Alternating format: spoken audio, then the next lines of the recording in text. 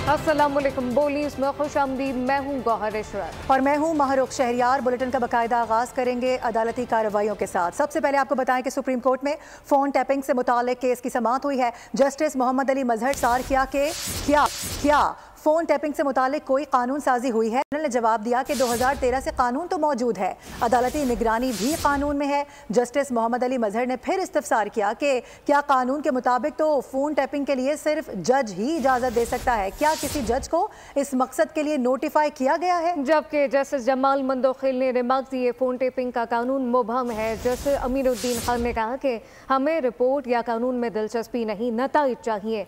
Justice Mohammad Ali मजहर ने remark दिए कानून हर किसी को फोन टेपिंग की इजाजत नहीं देता। अदालत ने एडवोकेट जनरल को नोटिस जारी करते हुए समाअत मुलतवी कर दी।